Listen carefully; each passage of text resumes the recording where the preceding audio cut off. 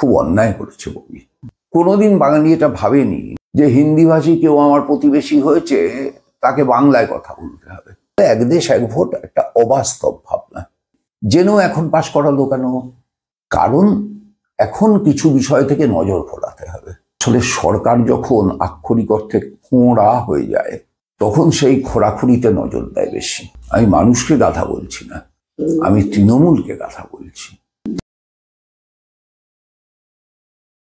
আপনি যে জাতি ধর্ম যে বিদ্বেষের কথা বলছেন, সম্প্রতি ববি হাকিম একটি মন্তব্য করেছেন, ভয়ঙ্কর খারাপ মন্তব্য।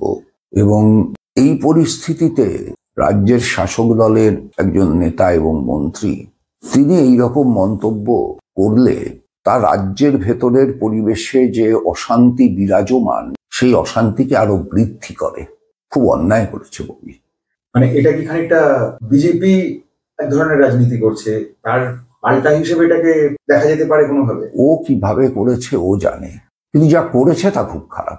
এটার জন্য তো তৃণমূল কার্যত বিবৃতি দিয়ে যাতে এই ধরনের মন্তব্য না হয় সে ঘোষণা করেছে। কতটা অস্বস্তি দলের মধ্যে তৈরি করলো এটা? না, একই অস্বস্তি তো এর আগে হুমায়ুন কবির তৈরি করেছিল, তো তখন তো তৃণমূল বিবৃতি দেয়নি। মানে যে সময় মসজিদ বানাবো বলেছিল, হ্যাঁ, তখন তো তৃণমূল বিবৃতি দেয়নি।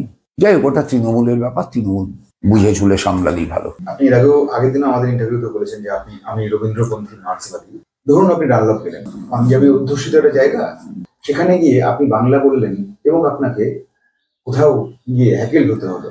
এটাকে কিভাবে দেখবেন? বাংলার পরিস্থিতি এই মুহূর্তে তাই, বিভিন্ন জায়গায় বিক্ষিপ্তভাবে হয়তো ঘটছে, কিন্তু বাংলায় কথা বললে কোথাও কোথাও ধিক্কার নিতে হচ্ছে, কোথাও বাংলাদেশি পর্যন্ত বলা হচ্ছে বাংলা। এই ব্যাপারটাকে আপনি কিভাবে দেখছেন? এগুলো সব অর্গানাইজ করা হচ্ছে, পরিকল্পনা করে টাকা পয়সা দিয়ে একদল মানুষকে বাজারে ছেড়ে রাখা হয়েছে, যাদের দিয়ে এগুলো অর্গানাইজ করা হচ্ছে।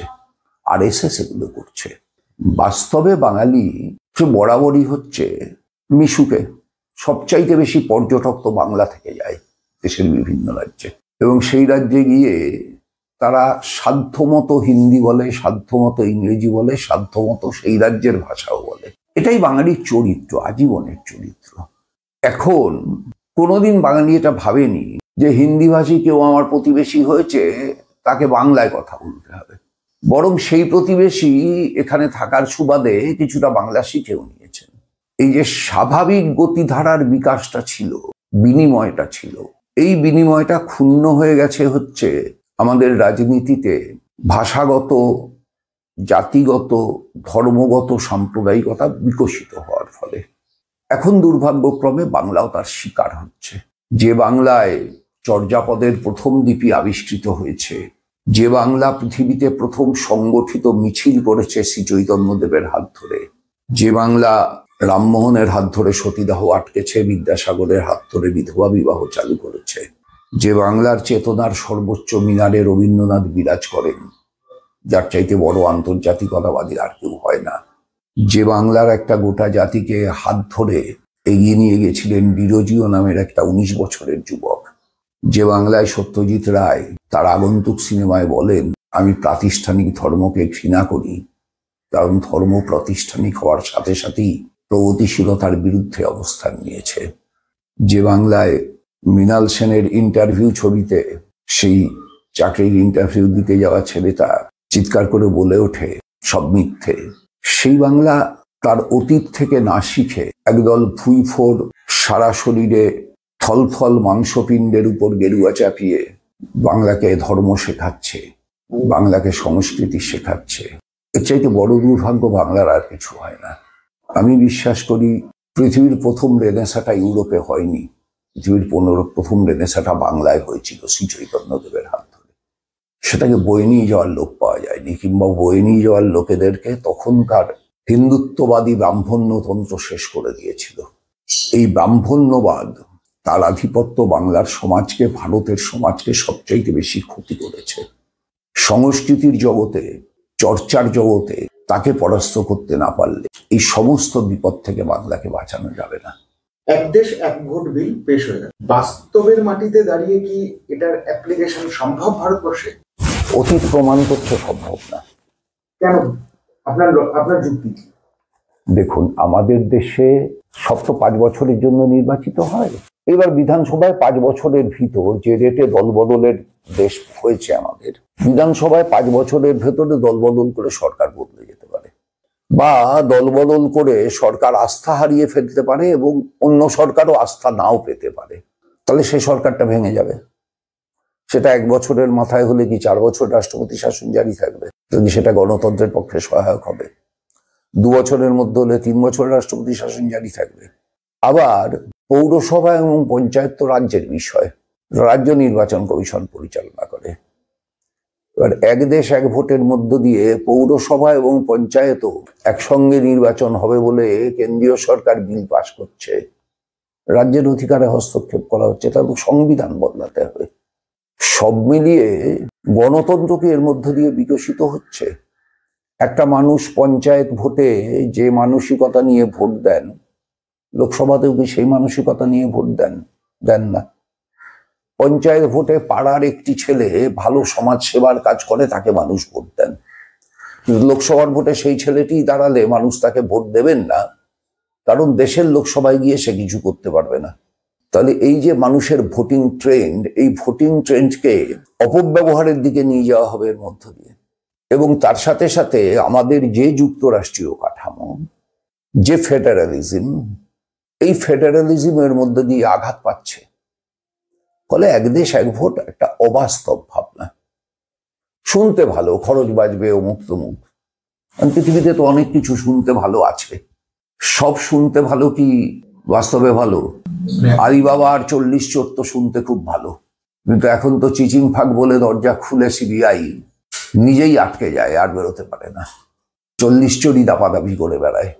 মানে এটা কি কার্যত বিজেপির স্বপ্ন পূরণ, মানে বিজেপির পেছনে আরএসএস আর কি, মানে আরএসএস এর স্বপ্ন পূরণ, এক দেশ এক ভোট, এইটার দিকে বিজেপি ব্যাপারটাকে এগিয়ে নিয়ে যাচ্ছে? মানে সিচুয়েশনটা কি এইরকম দাঁড়াচ্ছে? আরএসএস খুব ভালো করে জানে এটা কার্যকর হবে না, বিজেপিও খুব ভালো করে জানে এটা কার্যকর হবে না। এটা কার্যকর করতে হলে পরে সংবিধান বদলাতে হবে, 3/4 মেজরিটি লাগবে সংবিধান বদলাতে। সেটা এই আগামী 5 বছরে পাওয়াটা অসম্ভব, এসব ওরা জানে। জেনেও এখন পাশ করালো কেন? কারণ এখন কিছু বিষয় থেকে নজর ঘোরাতে হবে। এখন গৌতম আদানির ঘুষ দুর্নীতির সঙ্গে জড়িয়ে থাকা থেকে নজর ঘোরাতে হবে। এখন গৌতম আদানির ব্যাংক লোন যা মকুব করে দেওয়া হয়েছে তার থেকে নজর ঘোরাতে হবে। এখন এই যে সব জায়গায় মসজিদ খুললেই মন্দির পাওয়া যাচ্ছে, আচ্ছা যদি তর্কের খাতিরে মেনেও নি মসজিদ খুললে মন্দিরই পাওয়া যাচ্ছে, আচ্ছা মন্দির খুললে কি পাওয়া যাবে? পুরনো প্রস্তর যুগ, নতুন প্রস্তর যুগ। আবার যদি সেটাও খোঁড়া হয় কি পাওয়া যাবে? ফলে এই যে খোঁড়া, আসলে সরকার যখন আক্ষরিক অর্থে খোঁড়া হয়ে যায় তখন সেই খোঁড়াখুড়িতে নজর দেয় বেশি। সরকার চলতে পারছে না তো, কার্যত সরকারের অবস্থা দেউলিয়া, টাকা নেই। সব টাকা আদানিদের দিয়ে দিয়েছে, আম্বানিদের দিয়ে দিয়েছে, রামদেব বাবাদের দিয়ে দিয়েছে। সরকার চলছে না, কি কেন্দ্রে কি রাজ্যে। এই যে আপনি বলছেন রাজ্য সরকার চলছে না, দেউলিয়া হয়ে গেছে, কেন্দ্রেও হয়েছে রাজ্যেও হয়েছে, যদি তাই হয়ে থাকে তাহলে এই যে আবাস যোজনায় 16 লক্ষ বাড়ি দেওয়ার যে প্রতিশ্রুতি, হ্যাঁ আবাস যোজনা, রাজ্য নিজেই টাকা দিয়ে সেটা করবে বলছে, খুব ভালো।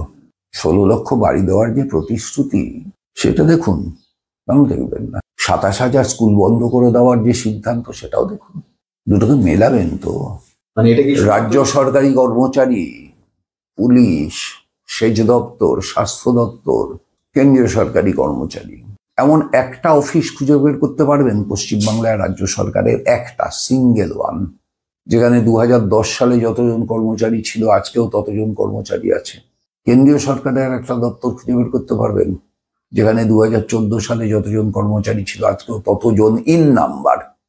সেই মানুষগুলো তো থাকবে না, কেউ মারা যাবেন, কেউ রিটায়ার করবেন, ইন নাম্বার। আচ্ছা একটা খুঁজে বের করুন, একটা, গোটা দেশ থেকে একটা। একমাত্র যে দপ্তরটায় বেশি অ্যাপয়েন্টমেন্ট পাবেন সেটা হচ্ছে মুখ্যমন্ত্রীর উপদেষ্টা দপ্তর। পরামর্শদাতাদের সংখ্যা বেশি হলে এই ধরনের উদ্ভাবনী বিভিন্ন বিষয়বস্তু উঠে আসে বলে আপনার মনে হচ্ছে? না, আমার এসব কিছুই মনে হয়নি। আমি বলছি যে আমি যখন একটা স্টেটমেন্ট করলাম যে একটা দপ্তরও খুঁজে বের করতে পারবেন না, তখন every rules has minimum one ব্যতিক্রম। এই অনুযায়ী যেটা ব্যতিক্রম, এক্সেপশন, সেটার কথাও তো আমাকে বলতে হয়। সেই হিসাবে বললাম মুখ্যমন্ত্রীর উপদেষ্টা দপ্তর হচ্ছে একমাত্র দপ্তর যে দপ্তরে 2010-এর থেকে এখন বেশি লোক কাজ করে। এই যে তৃণমূলের এই আবাস যোজনা যে লজিকটা 26-এর ভোটের দিকে তাকিয়েই কি এই ব্যাপারটা করা, মানে দেখুন, তৃণমূল দলকে প্রতি বছর এরকম কিছু করতে হবে, কারণ দলটাকে তো বেঁচে থাকতে হবে। এই যে 1,20,000 টাকার আবাস যোজনা, তার থেকে 30,000 টাকা তো কাটমানি নিতে হবে। নিয়ে তো পাড়ার তৃণমূলের ছেলেটা বাঁচবে, সে তারপর বাকিটা উপরে দেবে, উপরের তৃণমূলের নেতাটা বাঁচবে, তার উপরে যাবে, তৃণমূলের দলটা চলবে। এটা সিস্টেমে আসতে হয়তো ভাই। 10,000 সরকারি কর্মচারী নিযুক্ত হলো, তার ভিতর থেকে 8,000 আমার ইউনিয়নের মেম্বার হলো। সেই 8,000 মাসে 10 টাকা করে 80,000 টাকা প্রতি মাসে চাঁদা দিল। 12 মাসে 12 গুণ 18, 216,000, মানে 2,16,000 টাকা ইউনিয়নের মধ্যে দিয়ে এলো। এই যে কাজটা হয়, এইটা একটা সাবেকি ইনকাম স্ট্রাকচার যা দিয়ে অর্গানাইজেশন চলে। এখন অর্গানাইজেশনটা কি দিয়ে চলবে তৃণমূলের? যেখানে এত অভাব, এত অনটন, কেন্দ্রীয় সরকার টাকা দেয়নি, বারবার এই অভিযোগ উঠছে, সেখানে তৃণমূল নিজের, মানে সরকার, রাজ্য সরকার নিজেরই টাকা খরচা করে এই আবাস যোজনার জন্য বাড়ি বানিয়ে দেবে বলছে। মানে এটা কতটা ফিজিবল, মানে কতটা বাস্তবোচিত? এর আগের ঘোষণাগুলো যতটা বাস্তব হচ্ছে, প্রয়োগ হয়েছে ততটাই। এই যে ডাক্তারদের সঙ্গে কথায় বলা হলো যে ওই সব হাসপাতালে সিসিটিভি লাগানোর কাজ 15 দিনের ভিতর সম্পন্ন হবে, 75 দিন হয়ে গেছে, সম্পন্ন তো হয়নি। এটাও তাই হবে। কিন্তু তৃণমূল তো খুব ভালো করেই জানে যে গাজর ঝোলানোর একটা গল্প আছে। প্রতি মুহূর্তেই ভাবা হবে গাজরটাকে আমি মুখে নিতে পারবো, কিন্তু ক্রমাগত এগিয়ে চলা হবে, গাজরটা মুখে আসবে না। আপনি জনতাকে গাধা বলছেন তাহলে? না, একদমই না, একদমই না। জনতা আদৌ গাধা নয়। মানুষের উপর বিশ্বাস হারানো পাপ। আমি মানুষকে গাধা বলছি না, আমি তৃণমূলকে গাধা বলছি। তারা গাজর ঝুলিয়ে রাখলেই সবাই দৌড়বে, এই ভাবনাটা তাদের ভেঙে যাবে, আমি এইটা বলছি। বাংলাদেশ এই ইস্যুতে সিপিআইএম এর, বামফ্রন্টের, কর্ণাটকের আলাদা তো কিছু হয়তো নয়, স্ট্যান্ড পয়েন্টটা কি অ্যাকচুয়ালি যদি ভবিষ্যতে যেন আমরা পৃথিবীর সমস্ত দেশে সংখ্যালঘুদের নিরাপত্তা রক্ষাকে অগ্রাধিকার দিই। আমরা ধর্মের নামে বিভাজন, জাতের নামে বিভাজন, তার বিরোধিতা করি।